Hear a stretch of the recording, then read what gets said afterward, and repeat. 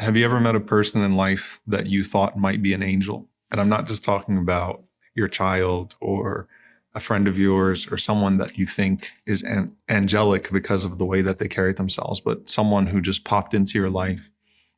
You were stuck somewhere and they helped you, or someone that showed up somewhere in public and said something to you that you needed to hear in those moments, or someone that was sick or ill or a recipient of charity and you thought, this person can't be a human being. And then they're mysterious. You don't see them before, you don't see them after, and you're left to think, wait a minute, was that an angel? Right? I mean, it is possible that you might meet a shaitan, in the form of a human being, but have I ever actually met an angel in the form of a human being? There's a hadith of the Prophet ﷺ where he talks about these three men from Bani Israel, and they were contemporaries, as is made clear in the hadith. And the Prophet ﷺ said there was a bald man, a man who was a leper, and a man who was blind. And an angel went to all three of them and asked them, what is it that you want? What is it that you'd want to change about yourself? And the leper said that I would want to have good skin because the people feel an aversion towards me because of my leprosy. And the angel touches that person and suddenly their skin is cured altogether. So they have full skin again. And the angel says to that person, and what type of property is most beloved to you? And the man says, camels. And so the angel then brings a pregnant she-camel and says, Barakallahu laka fiha, may Allah bless you with that she-camel. And this shows that it's Allah that's going to provide, not the angel. Allah is the one who blesses. And it's also a wisdom in that this person is now going to see this valley of camels come from this one pregnant she-camel to really see the generosity of Allah subhanahu wa ta'ala unfold before their eyes. And so suddenly that person has the skin that they want, the appearance that they want, and they also have the wealth that they want and become a very wealthy person. The angel then goes to someone who is bald and says, what would you like to change about yourself? And the bald man says that I'd love to have good hair, right? I feel like it would beautify me. I feel like it's what's missing in my life. And so the angel touches that man's head, gives him an angelic hair transplant. You can't find that anywhere in the world today. And suddenly that person has a full head of hair.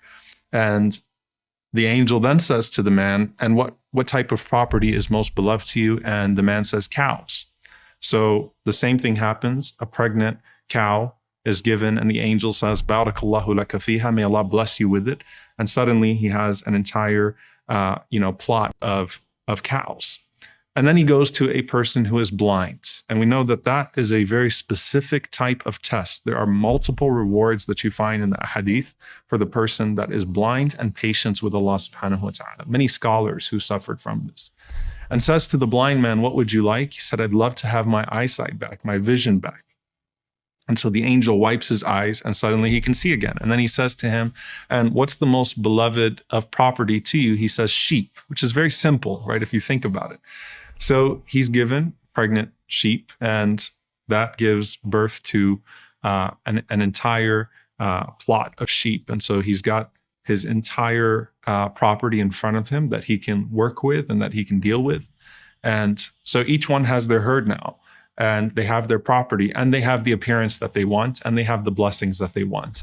The Prophet ﷺ says that then the angel comes back to each one of those people in the same human form as they were before. So to the leper, the angel shows up with leprosy, a human being with leprosy that's also poor. To the one who was bald, the angel shows up looking like the person used to look, also poor. And for the one who was blind, the angel also shows up in the form of a blind man that's also needy. And as that angel shows up to each one of them, the angel asks them for support. The leper and the bald man deny that they used to be poor, and they say that, that I earned this, and they basically shoo the man away. And the angel responds in the form of that man and says, aren't you the person that used to be such and such? Weren't you once in need? And that person denies that they were ever poor in the first place. And so the arrogance has overtaken them, and they've forgotten the blessing of Allah subhanahu wa ta'ala. So the angel says back to them, if you are lying, then may Allah subhanahu wa ta'ala return you to what you were before. If you're lying about who you are, And if you are not just denying the blessing that Allah has given you, but not even acknowledging that you once didn't have these things, may Allah return you to what you were.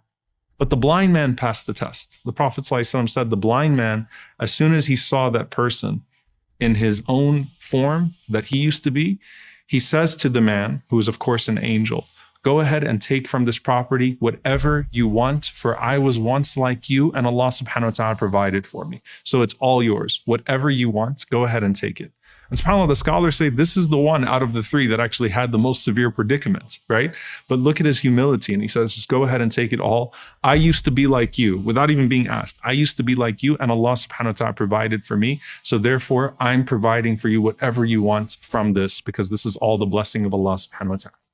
And the angel responds and says, keep your property with you. فَقَدْ رَضِيَ اللَّهُ عَنْكَ وَسَخِطَ عَلَى صَاحِبَيْكَ. Keep your property with you, because verily Allah is pleased with you and angry with your two companions. And so the two companions lost everything that they had and were restored back to their position with the dua of the angel. And that person was able not just to keep the blessing of Allah subhanahu wa ta'ala in this life, but also increased in their station in the hereafter. Now, back to us. The question is then, when I see someone that's in need, am I actually encountering an angel? And I have to be honest, subhanAllah, I remember a few times that I was in a refugee camp and I thought to myself, this can't be a human being that's in front of me. And Allah knows best, right? The reality is you're never actually going to know, right? If you've encountered an angel, that person is not going to reveal themselves and say, I'm actually an angel. But it would defeat the purpose if you were only honoring them because you thought they were an angel. That's actually the moral of the story, that you are to honor the person, the yatim, the orphan, the one that's in need, and remember your own vulnerability. And you never know who Allah subhanahu wa ta'ala actually has in front of you at that moment.